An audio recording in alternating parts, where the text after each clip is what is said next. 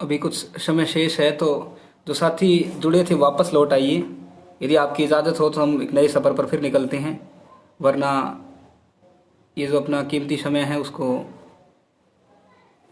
बचाए रखना ज़रूरी हो जाता है। तो जो साथी सुन रहे हैं वो टिप्पणी कर दीजिए।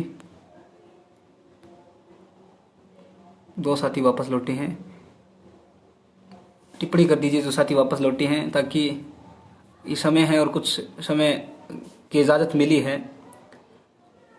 जो प्रतिनिधि मंडल है, जो मार्गदर्शन मंडल है, उनसे तो इनकी इजाज़त को भला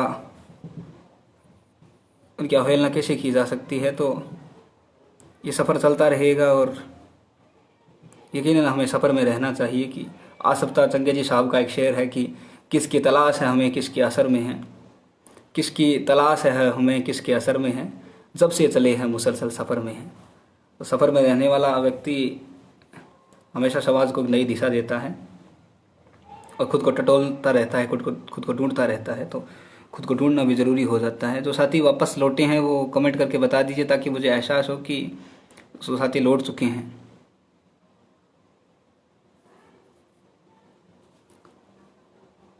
और यकीनन ये जो साल है, पिछला वर्ष निकल गया, बहुत सारे सपने अधूरे रह गए, लेकिन अंत में वो साल ख़त्म हुआ तो अचानक से एक पंक्ति जहन में आई कि तबाह हुए और हाल बेहाल रहा। 2020 की बात है कि तबाह हुए और हाल बेहाल रहा, जिंदा बच गए मुनाफे में ये साल रहा। तो यकीनन वो जिंदा रहने वाला साल था, उसमें घाटे मुनाफे की नहीं बात की जा सकती।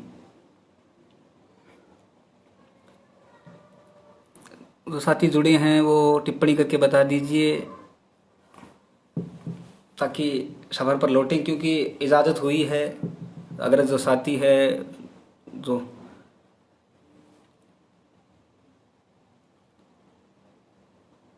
उन्होंने कहा कि आप जुड़े रहिए, तो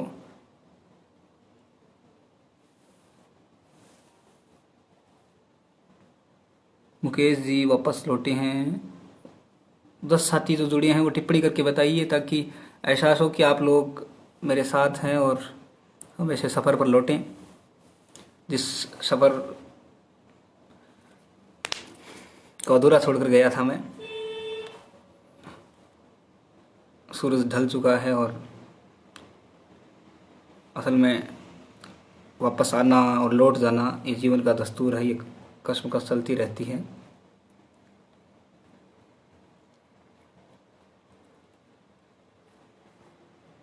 जी बिल्कुल, बहुत शुक्रिया।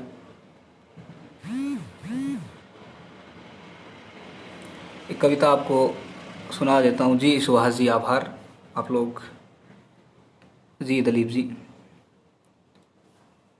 कितने पढ़ते थे वे लड़के जो आगे बैठा करते थे। ये अपनी जो पढ़ाई हुई, अपनी जो तालीम का जो दौर था, उस दौर को अब याद करते हैं तो यकीनन कुछ पंक्तियाँ जहन में आई जाती है और सोचते हैं, याद करते हैं। आपके साथ भी होता है ये चीज़ें, भोगा हुआ ये जो जीने वाले जो चीज़ होती है वो लिखी जाती है कि कितने पढ़ते थे वे लड़के जो आगे बैठे करते थे, कितनी तेज़ होगी वे लड़कियां जो हर टेस्ट के लिए तैयार रहती थी।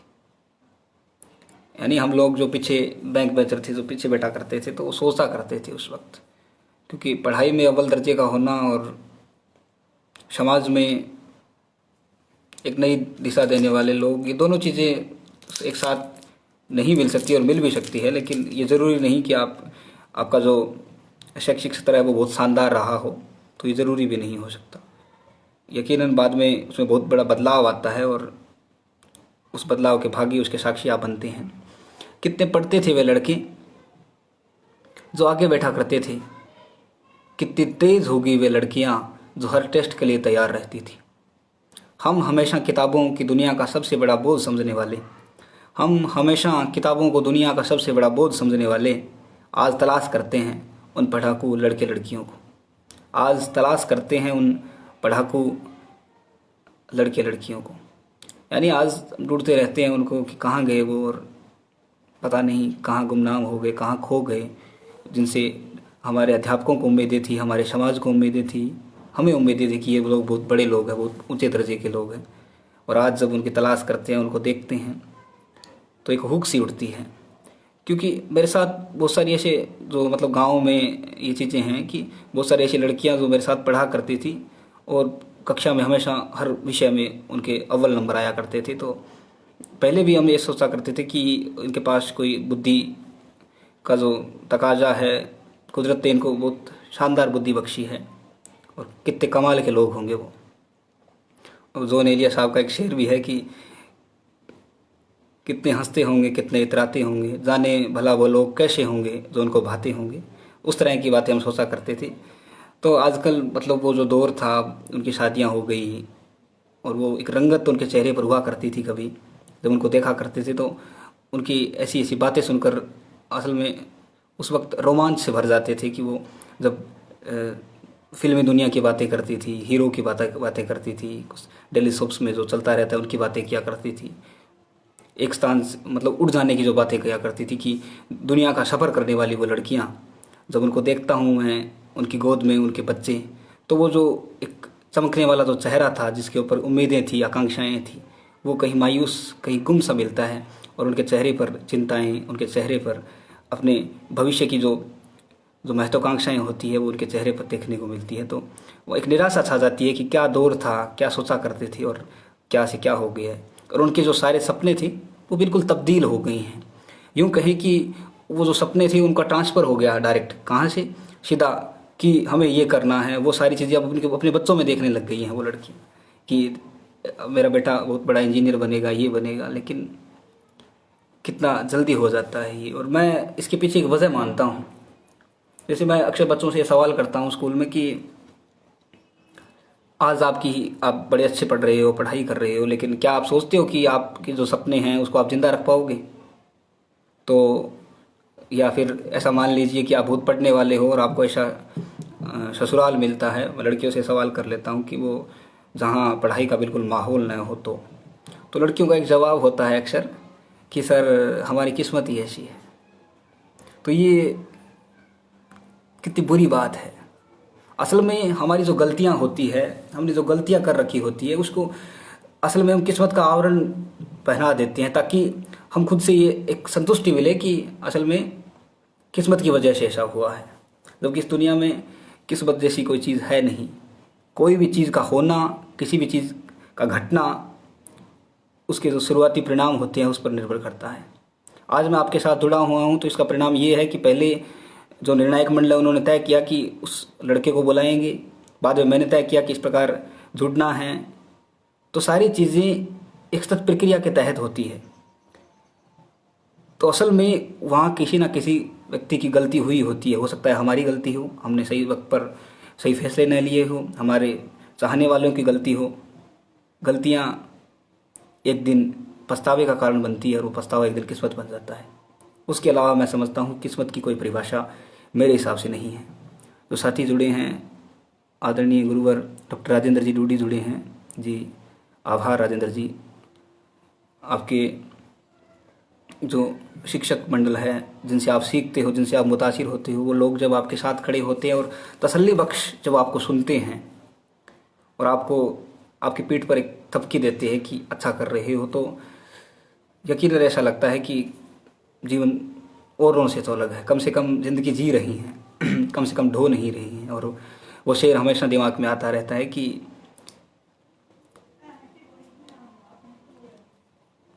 हीरे और नगीने में बड़ा अंतर होता है, पानी और पसीने में बड़ा अंतर होता है। हीरे और नगीने में बड़ा अंतर होता है, पानी और पसीने में बड़ा अंतर होता है। ए ज़िंदगी काटने वालों, ज़िंदगी काटने में और ज़िंदगी जीने में बड़ा अंतर होता है। तो आप लोगों ने ज़िंदगी जीना सिखाया है। जो साथी जुड़े हैं वो कमेंट करके बता दीजिए ताकि कुछ और कविताएं आपके साथ पेश होती रही और हम ऐसे सफ़र पर निकलें।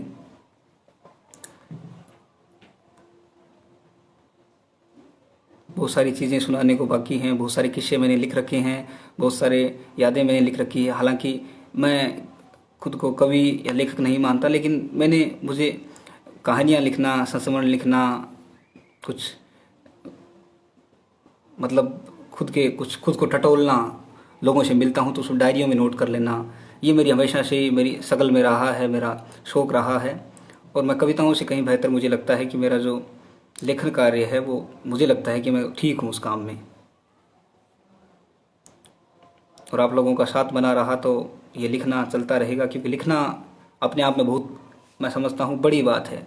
किसी साथी ने एक बार कहा था कि लिखने से क्या होता है, तो मैंने उसमें एक उत्तर दिया कि लिखने से इतिहास बदल गए। आज हमारे सामने जो इतिहास है, जो जो राजा महाराजा जिनकी शौर्य की कीर्तियाँ गाते हम थकते नहीं हैं, यदि उनकी इतिहास नहीं लिखा होता तो आज वो गुमनाम हो गए होते। और हो सकता है जो राजाओं के जो इतिहास लिखे गए हैं क्या वो सत्य हो। जिस प्रकार की शौर्यगान, जिस प्रकार की प्रशस्तियों में जो बढ़ा चढ़ाकर जो लिखा गया है, क्या आप उसको सत्य मान सकते हो? लेकिन उसको मानना पड़ रहा है क्योंकि वो लिखा गया है। क्योंकि शब्द होते हैं ना, वो शब्द बहुत बड़ा काम करते हैं। शब्दों से बड़ी मैं समझता हूँ इस दुनिया में कोई चीज़ है ही नहीं। एक ऐसे शब्द जो मृत्युशैया पर लेटे हुए आदमी को जिंदा कर देते हैं, ऐसे शब्द जो विश्व विजेता को घुटने टेकने पर मजबूर कर देते हैं, शब्द जो आपके अंदर जीने की ललक पैदा कर देते हैं, शब्द जो आपको मरने पर मजबूर कर देते हैं। शब्द अपने आप में बहुत वैश्विक होते हैं। आप क्या बोलते हो, आप दूसरों को क्या दे रहे हो, शब्दों की जो मार होती है। और हमेशा अंग्रेजी में तो ये फ्रेज चलता ही रहता है कि a word is mightier than a sword, कि जो शब्द होते हैं वो एक तलवार से भी ज़्यादा तेज़ घाव कर सकते हैं या तलवार से ज़्यादा काम कर सकते हैं। तो असल में हमें शब्दों को अपनाना चाहिए ताकि इससे हमारी भाषा परिष्कृत हो, परिमार्जित हो। और नई भाषाओं के जो शब्द है उसको हमें बहुत सलीके से और बहुत सही तरीके से उसका इस्तेमाल भी करना आना चाहिए, क्योंकि शब्दों से आपका व्यक्तित्व बनता है। आपका व्यक्तित्व आपके कर्तृत्व तक लेकर जाता है और आपका व्यक्तित्व ही समाज में जिंदा रहता है, और वो आपके शब्दों के माध्यम से, आपकी वाणी के माध्यम से आता है। तो शब्दों को समृद्ध कर लेना, साहित्य को समझ लेना, ज़्यादा से ज़्यादा पढ़ना और अध्ययनशील होना, ये चीज़ें ज़रूरी है। यदि आप भगत सिंह को पढ़ते हो तो आपको जानना पड़ेगा कि भगत सिंह ने क्या लिखा, वाई आई एम एथिस्ट, उनके जेल डायरियाँ आपको पढ़नी चाहिए। आप अम्बेडकर को पढ़ते हो तो Buddha and his Dhamma, the waiting of visa, the analysis of caste, वो सारी चीज़ें आपको पढ़नी चाहिए। महात्मा गांधी को पढ़ रहे हो तो माई एक्सपेरिमेंट विद ट्रुथ पढ़िए। स्वामी विवेकानंद को समझना है तो धर्मयुग पढ़िए। असल में जिस चीज़ को आपको समझना है, जिस आदमी के जिस विचार आपको समझने हैं, तो आपको समझना पड़ेगा कि उस आदमी की असल में विचारधाराएं क्या रही है, किस प्रकार के विचारवान जो मनुष्य है उसको समझना होगा। इन सब के बीच समय की अपनी गरिमा है, बहुत सी कविताएं शेष है, लेकिन फिर कभी सुनाएंगे, फिर कभी मिलेंगे, क्योंकि ये ज़िंदगी है और मिलना बिछड़ना चलता रहता है। तो आपसी के साथ जुड़कर अच्छा लगा, एक बहुत खूबसूरत संवाद हुआ और बड़े लंबे अरसे बाद आपसे जुड़ पाया। और वापस इसी अज्ञातवास में लौटूंगा, क्योंकि अपरिहार्य कारणों से मैं साहित्य से दूरी बना रखी है, लेकिन साहित्य मेरे भीतर, मेरे रक्त में घुला मिला हुआ है, तो इस चीज़ से दूर नहीं रहा जा सकता। लेकिन फिर लौट कर आऊँगा मैं, और निश्चित तौर पर वो दिन हमारा होगा।